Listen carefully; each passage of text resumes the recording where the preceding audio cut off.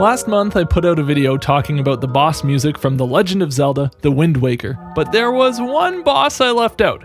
Gohdan's theme, the giant stone head and hands that guards the top of the Tower of the Gods, sounds drastically different from the rest of the boss themes because this is a drastically different creature from the other bosses. Rather than a monster planted by Ganondorf to keep you from continuing your quest, Gohdan was placed in your way by the gods themselves as a way to ensure only a worthy hero could ring the bell on top of the tower and open up a path to the old kingdom of Hyrule. In contrast to the wild, writhing beasts that meet you at the end of the other dungeons, this stone sentry feels dignified and stoic, and compared to the chaotic chromaticism and unpredictable twists of the other boss themes, Gohdan's music feels very reserved. The impression that this creature is ancient, wise, and appointed by the gods is established by the use of tropes belonging to the Baroque period of music. Instruments like the organ and harpsichord evoke a regal elegance from an era long past, which combines with the dark minor harmony, the relentless melody, and the classic driving boss fight rhythm undergirding it all to drive home the feeling of being tested by a higher authority. But the coolest convention of Baroque music that the piece borrows is that it is written as a canon. The Baroque period, to the irritation of music students everywhere, is known for its use of polyphony, or music that presents two or more melodies that play simultaneously. A canon is the specific form of this where a melody is introduced and then introduced again, note for note, in another voice before the first iteration has finished. 4 bars into Gohdan's theme, the stream of eighth notes melody enters again an octave lower and layers under itself. Follow along as you listen and see how this bottom organ part echoes the higher organ part 4 bars previous.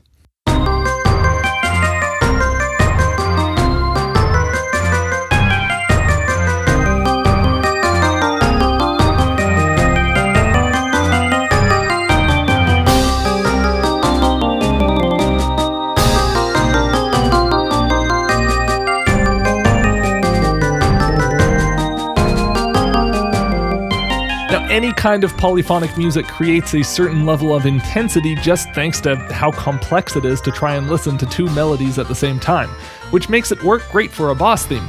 But the more you look at it, the more impressive the writing of this theme becomes. The melody sticks mostly to evoking C minor sounds with embellished arpeggios and scale figures, but achieves a sense of motion by shifting to outline G minor or G dominant sounds and moving back to C minor to release that tension. Each 4-bar phrase is written to shift to imply the 5 chord and move back to the 1 chord at the same points in the phrase, allowing the previous 4 bars of melody to match this harmonic motion when it comes in underneath. Because of this, the way these voices interact in canon feels perfectly natural and smooth.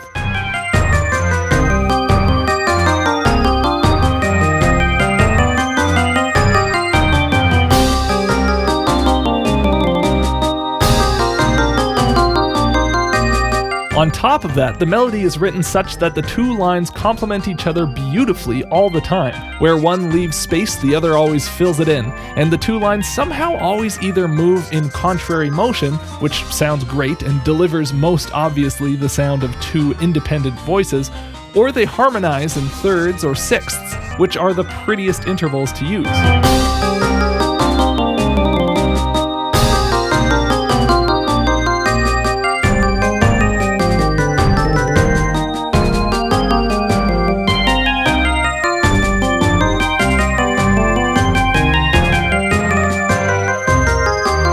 To be able to write one continuous melody with an eye to how it will interact with itself 4 bars in the future in a higher octave, intervallically, harmonically, and rhythmically shows off an insane level of compositional skill and sophistication. The second section sees the voices swap roles, with the top voice echoing the lower voice an octave higher after 4 bars. This section also sees the melody begin flirting with the key of G minor, but the bass continues centering around C minor, refusing to give us a resolution to G for a full 16 bars.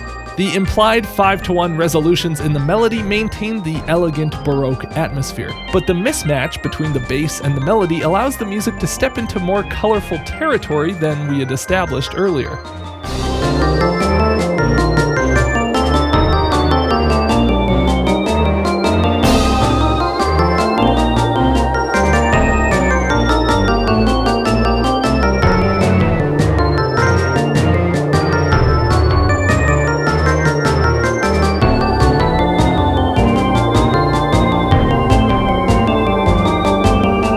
Now, you won't hear that exact section on any version of this piece uploaded to YouTube because the game's official soundtrack release leaves out the lower organ part here in favor of pulling in some other elements from the dynamically shifting arrangement instead. Now, a couple of the other boss themes in the game have dynamic elements to them that change in line with the gameplay. Gohma's theme speeds up once you break his shell and expose his weak, noodly body. When Kale Demos' petals open to reveal his head, the basses drop out of the arrangement completely to emphasize his vulnerable state. But none of the other boss themes are as dynamic as Gohdan's music. See, to damage this great stone creature, you must first shoot arrows at the giant glowing eyes embedded in his palms. And once you've done this, Gohdan opens his eyes and gears up to barf napalm on you. When Gohdan's eyes open, the fight immediately becomes more dangerous, and the music seamlessly crossfades into a completely different section of music to match this jump in intensity. Our reserved intellectual canon is gone, and replaced with these rhythmic stabbing organ chords over a steady stream of eighth notes in the harpsichord.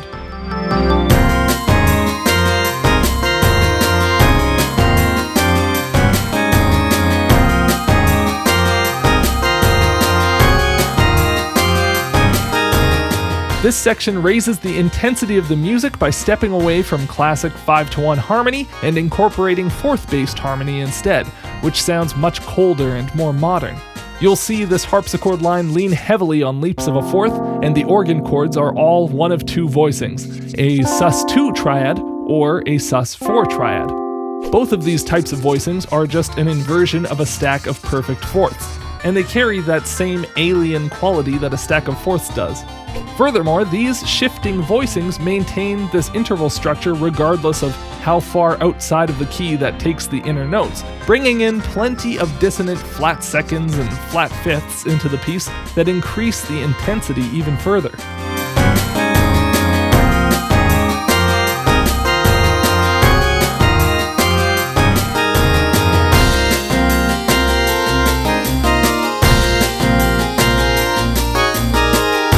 The section climaxes with these big fourth stacks that jump around with complete disregard for key or country.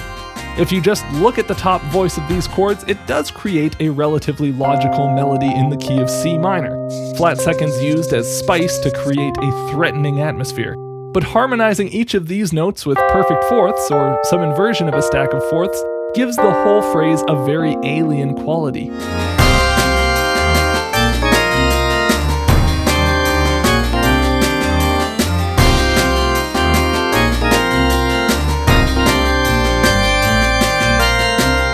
Once you've managed to put a couple of arrows in the big guy's eyes, his head falls to the ground and his mouth hangs open, just begging for an explosive snack. Finally, Gohdan is vulnerable to damage. To represent his momentary vulnerability, the theme fades into a more subdued arrangement of the eyes open section. The harpsichord and syncopated bass line are both gone, replaced with held organ bass notes and held choir chords. These three-note choir pads also use perfect fourth-based voicings, maintaining the more modern sound, but with a less aggressive texture.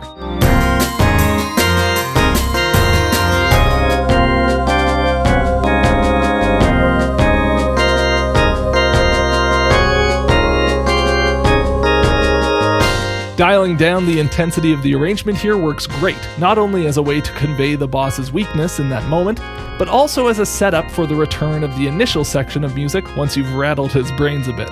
The return of the bass and these twisting organ lines as Gohdan boots back up and begins floating back up into the air creates this perfect moment. You can feel his power coming back to him as you steel yourself to attempt the pattern all over again. The way these different sections score the different parts of the fight perfectly conduct the emotional arc of the battle, and they elevate Gohdan to one of the game's most memorable moments. The composition of the theme is so impressive too, using such an archaic musical technique as a way to create a unique sonic identity for this boss way outside the typical Zelda music formula. This is one of those rare pieces that gets more and more interesting the more you study it, and I hope I could share some sense of that with you today. If you like what I do, consider supporting the channel on Patreon. Thank you all so much for watching, and I'll see you in the next one.